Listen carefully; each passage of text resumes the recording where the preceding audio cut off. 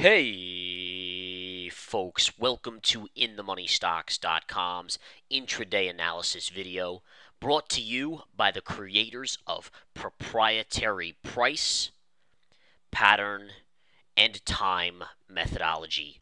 Learn the PPT strategies and profit for life. My name is Gareth Soloway, Chief Market Strategist here at InTheMoneyStocks.com. All right, guys, let's get into this market-packed action day here on this Thursday, April 11th, 2013.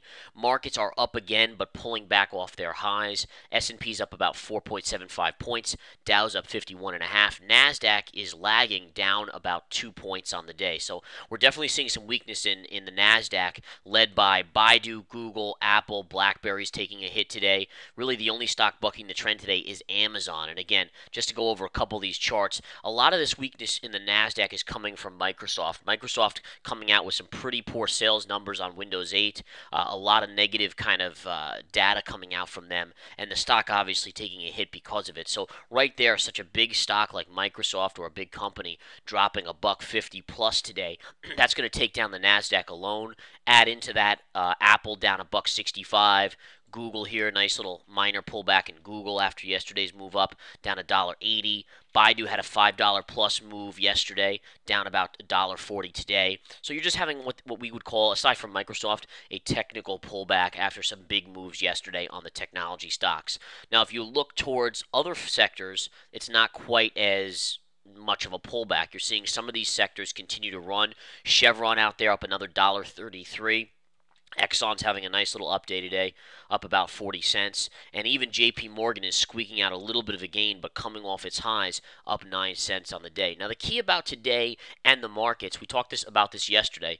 The markets overall, based on yesterday's move, are most likely wanting the Dow to get to that 15,000 level. So, would we get a possible pullback tomorrow before that happens, or the next day, Monday? Yes, that's definitely a possibility. In fact, the market short term on the SPY are super, super extended. And in that range, I'm continuing to trade the VXX. For those of you that remember, I was in the VXX yesterday. I bought some more later in the day yesterday, and I even bought some more this morning, and I ended up taking about a $700 profit there, and then I scalped it again for another $300 here, and I'm looking on any pullback to buy it again on the VXX. So basically, a pullback would coincide with a pop on the spiders. So if the spiders, as they are moving off the 50 here, if they do happen to pop up a little bit more, the VXX should fall back down, and I'll probably pick some up around that 1865 level today again, and just kind of rinse and repeat. And again, up about a G there. Apple I traded for about $550 today. A couple other smaller trades out there, but again, a good trading day across the board. Some very good levels out there. And again, you just don't want to. You want to let it go, and you just want to kind of let things flow and make money. Let the markets come to you, especially when you're day trading. All right. Now, again, as I said before, with the Dow, you got to figure, even if you do get a little bit of a pullback prior, and tomorrow's a big day, which I'll discuss shortly, but the Dow probably does want to get to the 15,000 level. It's so close at this point. It's probably yearning for it or getting drawn like a magnet to that level.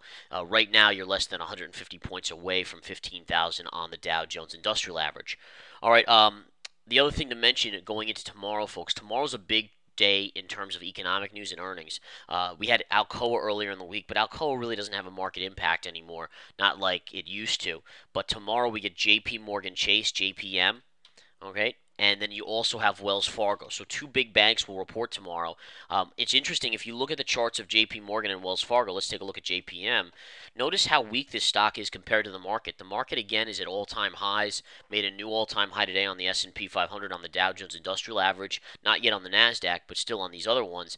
And, bottom line is we're still seeing a market that, or at least the stocks individually like JPM, that can't even get back to their previous high. So here was the previous high on JPM, and you're still not even able to get back up there. So it just tells me personally that there's something amiss here. The leaders are not leading anymore. And you can see this on charts of Amazon, even though Amazon's having a good day today, and finally up into that upper blue trend line, which I've had on this chart for quite a while.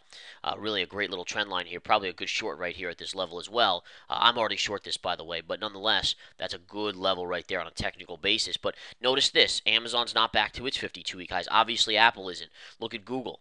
All right, Google's down 93 cents right now, but look at when Google made its high over here. So these type of signals, they definitely catch me and make me aware and to be more careful of what's going on in the market right now. You get this kind of euphoric blow off top, which is what I think we're seeing in the meantime here, where you literally have risen 6 points off the lows from last Friday on the SPY. 6 points, folks, in 4 trading days or 5 trading days is pretty impressive. I mean, that's well over a point per day average, and you're talking close to 5% move in the markets from the lows, basically a 4% move, but still that's a huge move. In 5 days, a 4% move off the low. I mean, that's incredible. So just keep that in mind, and that's why, believe it or not, just in the short term, I'm playing the VXX because I know the markets are so extended, and even if we have a little bit more upside to go, you should be able to get some good money out of things like the VXX, which is the volatility index, or even playing for a pullback on the SPY here over the next few days. And tomorrow, again, tomorrow's one of those days where I think it will be a significant move one way or the other. I think we'll either be up 150 points at 15,000 on the Dow, or we'll be down 150 points on the Dow. And the reason I say that again is because between the retail sales, the PPI numbers, and other economic, Michigan sentiment, I think, is tomorrow as well. Then you add in the earnings of JPM and Wells Fargo. It has to tell us that, again, they're either going to, if it's good news and it rallies the markets, they're probably going to shoot this Dow towards 15,000 for a Friday close. Or if it's bad news, the markets are going to kind of freak out after such huge gains, and you're going to see some profit taking. So again, I'll go right on record here and say that I do expect at least a 100-plus point move tomorrow, if not 150 on the Dow, one way or the other. All right, based on the oversold statistics, you generally would lean towards a pullback, but with the Dow so close to 15,000, you got to just sit there and say it could go either way. All right. Let me just see what else we have here. BlackBerry taking a hit today, guys. Beautiful drop on BBRY. I still say this is going down to the 10.5 level or so. It's destined to fall to that level, in my opinion. So we'll see if it gets there at some point.